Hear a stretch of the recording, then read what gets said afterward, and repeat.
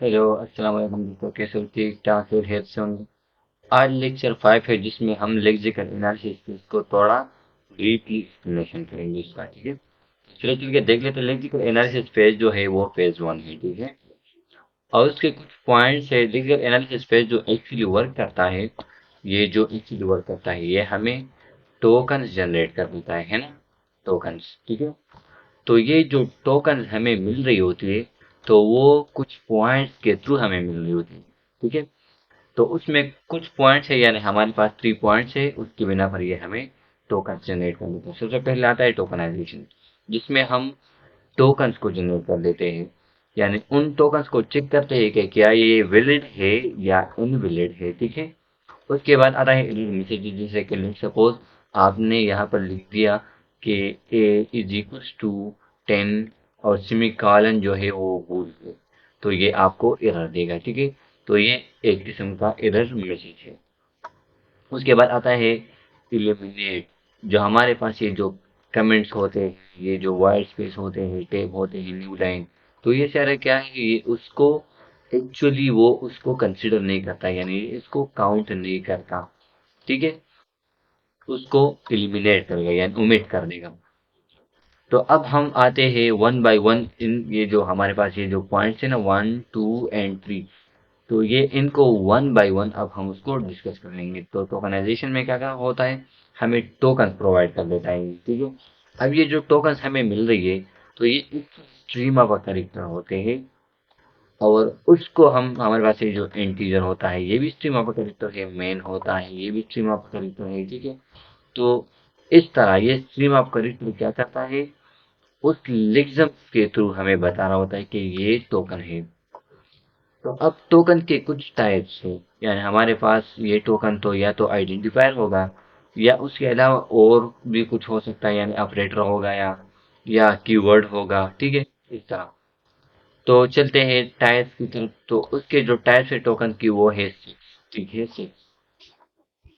और 1 नंबर पे है आइडेंटिफायर। आइडेंटिफायर हम किसे कहते हैं, यानी हमारे पास जो प्रोग्रामर हुड डिफाइन करते हैं, तो वो हमारे पास आइडेंटिफायर होता है। लेट्स सपोज हमने ए ले लिया वेरिएबल, उसके बाद हमने एक्स लिया, वाई लिया, इनटू लेट्स सपोज हमने नेम के थ्रू भी हम लिख सकते हैं कई बार के नेम हमने वेरिएबल लिया।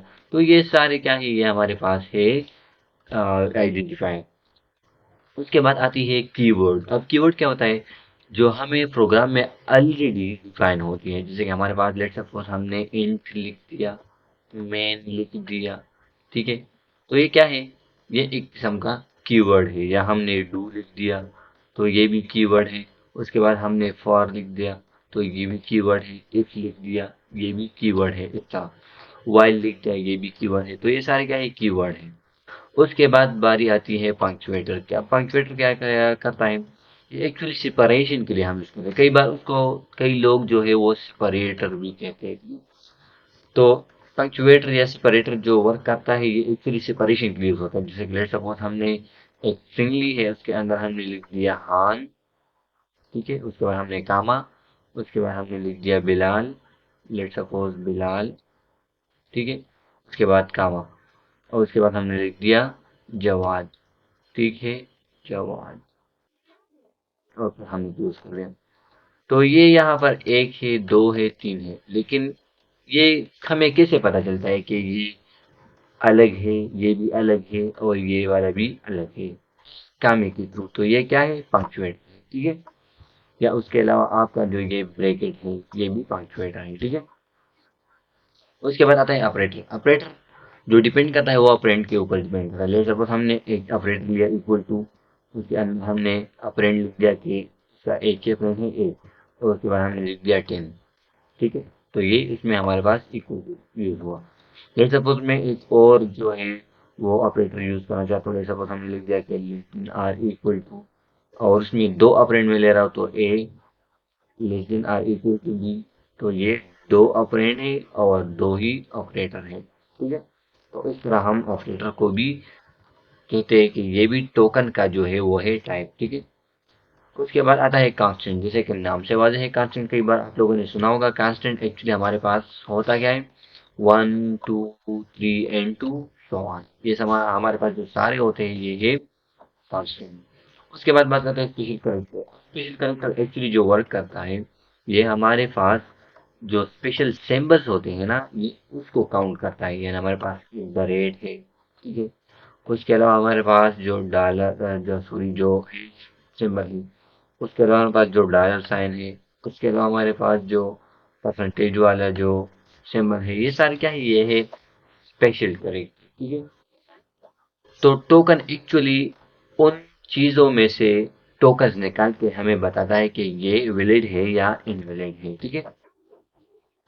अब सेकंड पॉइंट पे हम आते हैं, तो एरर मैसेज है। अब एरर मैसेज जैसे कि मैंने पिछली वीडियो में बताया था, तो उसके फर्दर भी 3 क्या है पॉइंट है। यानी लेट सपोज हमारे पास एरर किस तरीके से जनरेट होंगे। तो लेट सपोज हमने एक वेरिएबल लिया x, हाँ, और हमने लिख दिया कि इंटीजर x, हम इस तरह लिखते हैं ना। तो यहाँ पर अब जब इंटीजर है ये 2 बाइट लेता है, 2 बाइट, ठीक है। और इसकी साइज है 2 बाइट, और इसमें मैं 2 बाइट से ज़्यादा वैल्यू दे रहा हूँ। जैसे सपोज हमने लिख दिया ब्ला ब्ला ब्ला ब्ला, ये सारा। तो ये सारा जो वैल्यू आपने दी है ये 2 बाइट से ज़्यादा है, तो ये हमें एक किस्म का जो लेंथ है वो उसका कम है, और आपने ज़्यादा लेंथ दे दिया तो ये हमें एरर मैसेज शो कर देगा, ठीक है। उसके अलावा बात आती है अनमैच्ड स्ट्रिंग। यानी हमारे पास एक स्ट्रिंग है, उसके अंदर मैंने लिख दिया हान, ठीक है, और मैं क्लोज करता हूँ, तो ये ठीक है। लेकिन अगर लेट सपोज मैंने ये नहीं लगाया, ये वाला, ठीक है, ये नहीं लगाया, तो ये हमें एरर जनरेट कर देगा कि आपका स्ट्रिंग जो है वो अनमैच्ड है, ठीक है। या लेट सपोज हमने यहाँ पर हम इस तरह लिखते हैं ना कमेंट को, और उसके अंदर हमने कुछ भी लिख दिया और फिर हम क्लोज करते हैं। अगर हमने यहाँ पर इस कमेंट को क्लोज नहीं किया, लेट सपोज हमने इस तरह छोड़ दिया, तो ये हमें एरर प्रोवाइड कर देगा। तो इस तरह हमने सेमीकोलन नहीं लगाया, एरर जो है वो हैंडल हो सकता है, ठीक है। उसके अलावा बात करते हैं कि इलीगल कैरेक्टर क्या होता है। लेट सपोज हमने एक इस तरह का फंक्शन लिया है, a = 5 क्लोज, ये तो ठीक है। लेकिन उसके बाद में हमने कुछ चीज़ें रख दी। लेट सपोज हमने लिख दिया कि डॉलर, ठीक है, या हमने उसके पहले लिख दिया कि @ ठीक है, तो ये हमें एरर जनरेट कर देगा।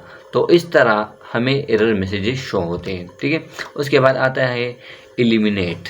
एलिमिनेट क्या करता है एक्चुअली, एलिमिनेट हमारे पास इन चीज़ों को स्किप कर देता है। जैसे कि हमारे पास जो कमेंट्स होते हैं आपका, वो सिंगल लाइन हो सकते हैं, सिंगल, या मल्टी लाइन वाला हो सकता है। सिंगल लाइन को हम इस तरह रिप्रेजेंट करते हैं डबल स्लैश, और मल्टी लाइन को हम बैक स्लैश स्टेरिक, और उसके बाद कुछ भी लिखते हैं मल्टी लाइन, और उसके बाद हम स्टेरिक बैक स्लैश लगाते हैं। तो ये हमारे पास मल्टी लाइन आप कमेंट है। तो ये उसको भी छोड़ देता है, स्किप कर देता है, यानी ओमिट कर देता है। उसके अलावा वाइड स्पेसिस को भी ओमिट कर देते हैं। जैसे कि हमारे पास /t है, /n है, /v है, यानी /t टेप के लिए यूज़ होता है, /n न्यू लाइन के लिए, और /v वर्टिकल टेप के लिए यूज़ होता है। तो ये उसको भी काउंट नहीं करता। उसके अलावा लेट सपोज मैंने अभी भी बताया कि टेप हमने लेट सपोज हमने किसी स्ट्रिंग में लिख दिया कि /t, और उसके पहले लिख दिया a, और उसके बाद लिख दिया b, तो ये इसको छोड़ के उसको काउंट करेगा, a को और b को काउंट करेगा, ठीक है, और इसको एलिमिनेट कर देगा, स्किप कर देगा। उसके बाद ब्लैंक स्पेस है।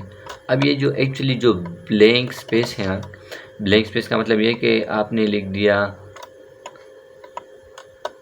जानी और खान, ठीक है, ये आपका क्या है, स्ट्रिंग है, ठीक है।